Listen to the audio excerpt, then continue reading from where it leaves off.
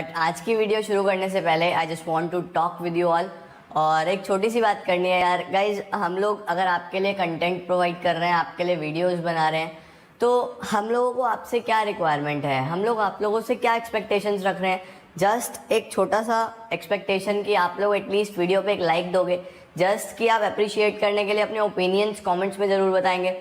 अब अगर हम लोगों को वो भी नहीं मिलेंगे तो फिर हम लोगों के लिए मोटिवेशन क्या है। अगर हम लोग रात रात भर जाग के आपके लिए वीडियोस बना रहे हैं तो उसके बदले में एटलीस्ट थोड़ा सा मोटिवेशन, आप थोड़ा सा एक लाइक का बटन तो दबा ही सकते हैं। अभी मैं चेक कर रहा था कि लाइक का जो रेशो है वो व्यूज़ के रेशो से बहुत कम है। मतलब कि आप लोग वीडियोस देख रहे हो बट एक लाइक का बटन भी आप लोग नहीं दबा रहे हो। एटलीस्ट अप्रिसिएशन तो चाहिए ना गाइस।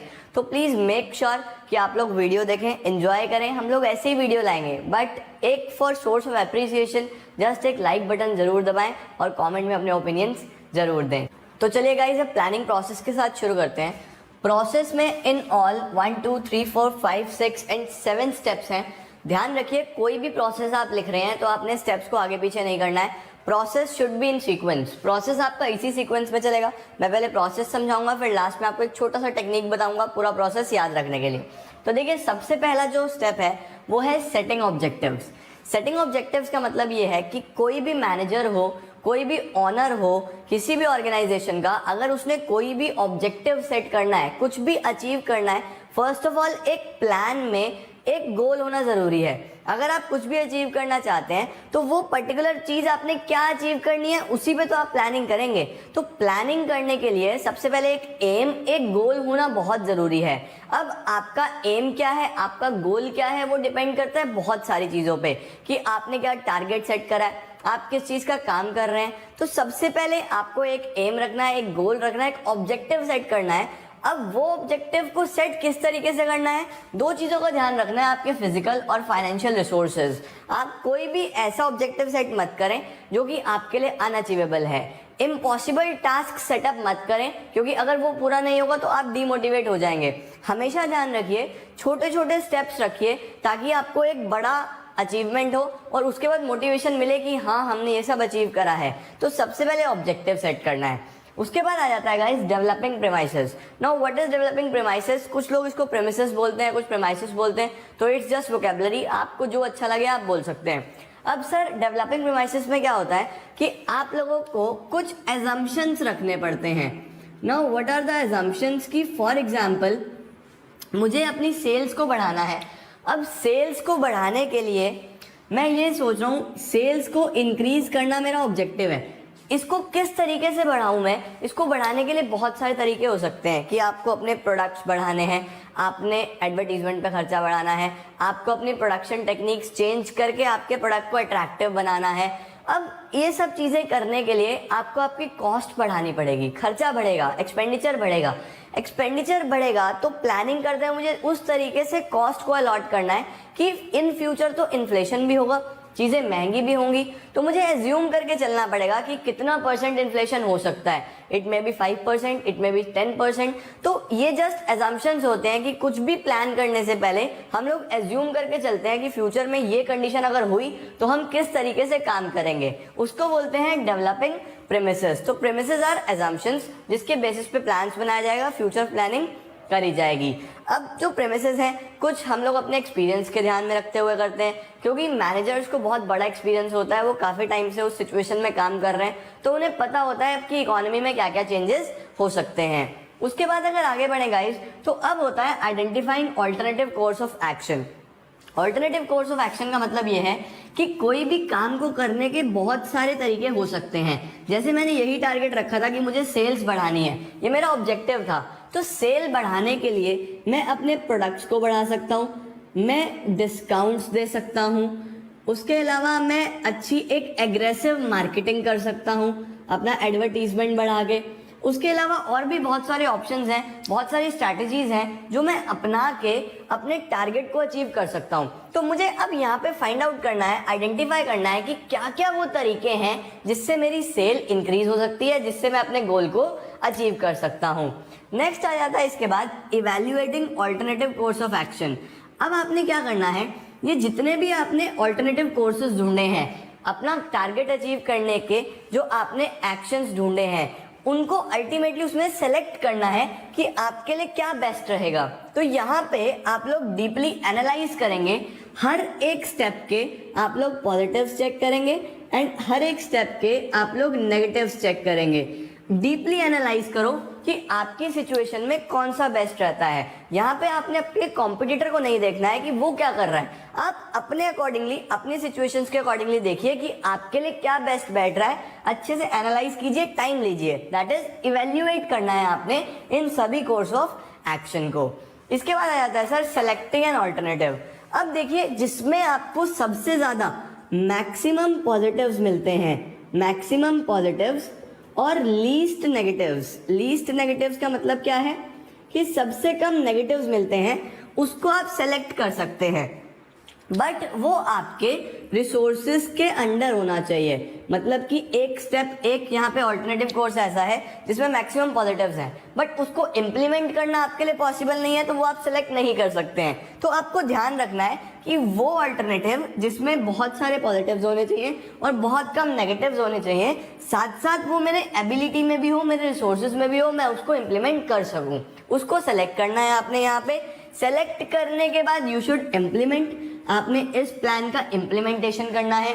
इम्प्लीमेंटेशन इस तरीके से करना है कि जो भी टारगेट है और जो भी बेस्ट आपको सुटेबल ऑल्टरनेटिव लगा उसको अपनी ऑर्गेनाइजेशन पे अप्लाई करिए, उसको इम्प्लीमेंट करिए और यहाँ पे आपका प्रोसेस ऑलमोस्ट खत्म हो जाता है।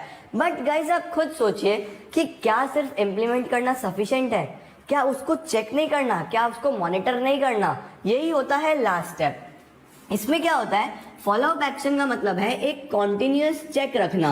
जो मैनेजर है वो एक रेगुलर व्यू, एक रेगुलर आई बना के रखता है कि जो प्लान है वो प्रॉपरली इंप्लीमेंट हो रहा है या नहीं हो रहा है। अब सपोज आपने जो प्रेमाइसेस लिया था वो लिया था कि इन्फ्लेशन 4% होगा, बट एक्चुअल में इन्फ्लेशन 6% हुआ, तो आपको जल्दी से जल्दी आपके प्लान को जल्दी से चेंज करना होगा, तभी आप अपने गोल तक पहुंच पाएंगे। क्योंकि अगर इन्फ्लेशन हो गया आपका कॉस्ट बढ़ने लगेगा, कॉस्ट बढ़ेगा तो आपका प्राइस बढ़ जाएगा, प्राइस बढ़ने से आप सेल अचीव नहीं कर पाएंगे, आपकी सेल्स कम हो जाएगी।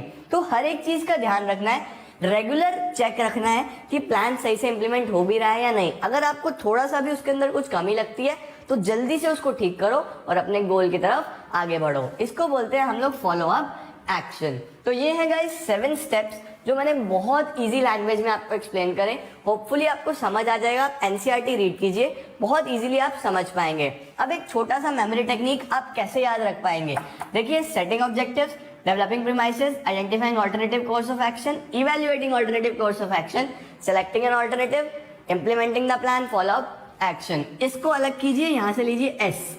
अब ये 4 एक साथ कीजिए, DIES डाइज, S डाइज और IF को एक साथ कीजिए F। तो अगर आपको प्लानिंग प्रोसेस लिखना है तो उसका मेमोरी टेक्निक है S डाइज F। इतना याद रखोगे तो सारा प्रोसेस आपको याद आ जाएगा। होपफुली आपको समझ में आया, इतना नोट करो। हम चलते हैं अगले टॉपिक की तरफ, उतारो जल्दी जल्दी। अब समझते हैं कि प्लान क्या है। देखो यार, प्लान है हमारे पास a document which highlights how goals are going to be met. एक ऐसा डॉक्यूमेंट या एक ऐसा कोई यूनिक पर्टिकुलर थिंग जो कि हमें ये बताने वाला है कि हमारे गोल्स किस तरीके से अचीव होंगे। कि आपको अगर 95% अचीव करना है तो आपने उसके लिए कुछ ना कुछ तो अपने माइंड में एक पूरा पर्टिकुलर रीजन बनाया होगा, एक पूरा पर्टिकुलर लिख के या ओरली अपने माइंड में एक एरिया सेट करा होगा कि मुझे इस तरीके से ये सब काम करना है। That is your plan. तो it is a document which highlights how goals are going to be met. अब प्लान्स की गाइस कैटेगरीज बनाई गई कि जो प्लान्स है वो मेनली 2 तरीके के होंगे, या तो वो सिंगल यूज होगा या फिर वो स्टैंडिंग होगा। अब इसके अंदर भी बहुत सारे टाइप्स आ सकते हैं और इसके अंदर भी बहुत सारे टाइप्स आ सकते हैं, उसको डिस्कस करेंगे हम नेक्स्ट वीडियो में और चैप्टर हो जाएगा खत्म। बट ये बहुत इंपॉर्टेंट है, ये भी आपको समझना जरूरी है, तभी आपको नेक्स्ट वाले टॉपिक समझ में आएंगे। तो देखो यार, सबसे पहले सिंगल यूज प्लान की अगर मैं बात करूं तो ये एक ऐसा प्लान है जो एक ही बार यूज होगा, which is used only once. और स्टैंडिंग प्लान एक ऐसा प्लान है जो कि यूज होगा अगेन एंड अगेन, बार बार यूज होगा। अब जैसे कि क्या हो, फॉर एग्जाम्पल मैं एक कॉन्ट्रैक्टर हूं और मुझे कोई एक पर्टिकुलर रोड बनाने का कॉन्ट्रैक्ट मिला है। अब रोड बनाने के लिए कितना खर्चा आएगा मेरे से कॉस्ट पूछी गई है, तो मुझे पूरा बजट बना के देना है। अब वो बजट उस पर्टिकुलर रोड का एक ही बार बनेगा ना गाइस, कि अगर मुझे आज से 3 महीने बाद दोबारा रोड बनाने के लिए दिया तो क्या सेम बजट चलेगा? नहीं, अलग चलेगा। क्यों? क्योंकि तब कॉस्ट चेंज हो चुकी होगी, उस पर्टिकुलर रोड का एरिया क्या है वो देखना पड़ेगा। मतलब बजट हर एक कॉन्ट्रैक्ट के लिए अलग होगा। इस पर्टिकुलर रोड के लिए जो बजट है, इवन अगर कल कोई कॉन्ट्रैक्ट मिलता है उस पर भी सेम नहीं चलेगा, क्योंकि वो अलग होगी, उसका सिचुएशन अलग होगा। तो ऐसा प्लान जो एक बार बनाया जाए उसको बोलेंगे सिंगल यूज, एक ही बार यूज होगा। और अब अगर मैं इधर देखूं तो फॉर एग्जाम्पल मैंने अपना कोई स्कूल्स में देखते हैं हम कि स्कूल्स में पॉलिसी चलाई गई कि फॉर एग्जाम्पल एडमिशन फीस अब नहीं ली जाएगी। अब वो पॉलिसी अगर एक बार चल गई तो फिर चेंज थोड़ी करी जाएगी हर साल। एक साल नहीं ली तो ऐसा थोड़ी ना कि अगले साल फिर ली जाएगी, अगले साल फिर नहीं ली जाएगी, वो लॉन्ग टर्म तक चलेगा। तो पॉलिसीज जो भी होती हैं वो सब किस में आ जाता है? स्टैंडिंग प्लान्स में। पॉलिसीज हमेशा लॉन्ग टर्म के लिए होती है, यूज होती है बार बार।